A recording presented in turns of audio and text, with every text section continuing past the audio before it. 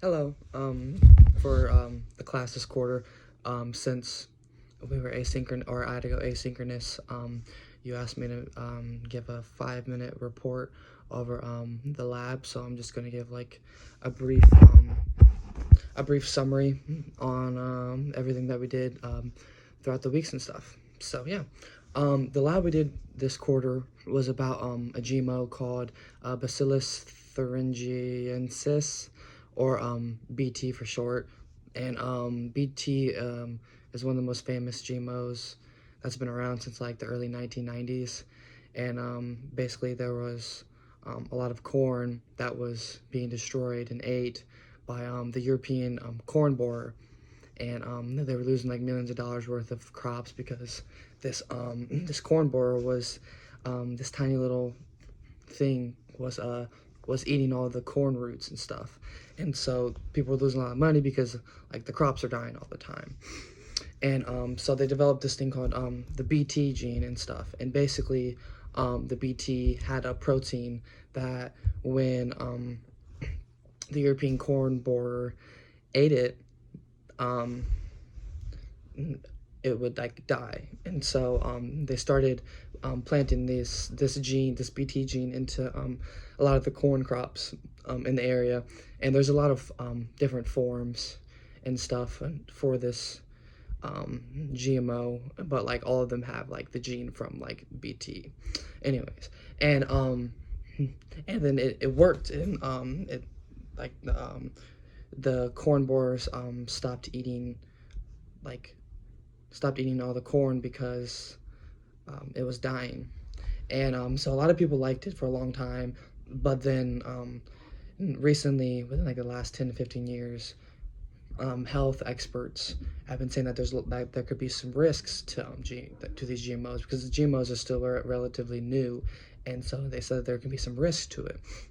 And so this like raised a lot of alarms, and the public, and fear levels have been rising and rising within like the past like 5 years and stuff. And so for the lab, we had to pick a type of food to get DNA from, and then test to see if it had the GMO, like if it had the BT gene in it. And for the first week, we just learned about like what to do, like how to work the pipettes and like the microscopes, and where all the resources are, and basically just to like increase the safety of us and like the students during our lab time. And the second week was when we picked our topics, and we went with coffee beans. And we picked 3 types of coffee beans: one claiming to be organic, one that was non-organic, and then instant coffee. And I wanted to we picked an organic kind because I wanted to catch a company that claimed to be organic that has a BT gene, or a different type of GMO in it. So I basically wanted to like catch a big company lying. And so yeah, we went with that. And then week 3 we didn't have a lab because of midterm. And then week 4 was when we got hands-on for the first time. We weighed out 1 gram of our non-GMO oatmeal and put it in a mortar, and we were supposed to add 5 milliliters of distilled water for every gram of food. And so we would do that, and then we grinded it out with a pestle for at least 5 minutes, or until like a slurry was formed. And then if you needed to add more water so that it would like be a better mix, then you would add more distilled water. And then we added 50 microliters of ground slurry to the tube with an Instagene mix. And we did this to every sample we had, so we did it 3 times. And then we placed all of our samples in the heat block for 5 minutes at 95 degrees Celsius.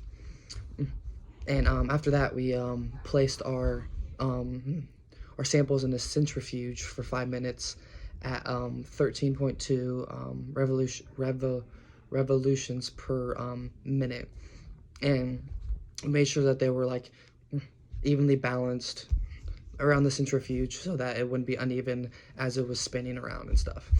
And after we got the extracted DNA, we put it on ice for a little bit, and then we placed it in the PCR, and then we were done for the week. And week 5 was when we got our PCR products and we put them into the gel to find out whether or not we could get a DNA sample. And if we got a DNA sample, to see if the BT gene was in the DNA samples. And before loading any samples, we were supposed to run the gel for at least 1 minute to test the current to make sure that the gel was good. And then we added 10 microliters of orange dye to each sample and mixed well. And after that, we added 20 microliters of our PCR product to each lane, and ran our gel for like 30 to 45 minutes. I think we did ours for like 35 to 40 minutes. Then that was the range that we ended up doing ours. And as this was going on, we were observing the plant cells, and like as it went through mitosis, like all the different phases of mitosis and stuff, and we were supposed to sketch that down. And we did not end up being able to abstract any DNA from our samples, which was sad, because we wanted to go all the way and complete it and get like some type of DNA so that we could see if it had a GMO or not. We might have messed up along the way, or just coffee beans, or the coffee beans and the brands that we picked weren't like good enough to get a DNA sample out of. If I were to pick, obviously the non-organic coffee probably would have had some GMO in it, and I think that all three would have. Well, I think the instant coffee would have had a GMO in it too, and I was a little sad because I wanted to see if the organic coffee had a GMO in it or not, because like I said, I wanted to catch a big company lying and stuff, but unfortunately we were unable to obtain any DNA from our samples. So I guess we'll never know.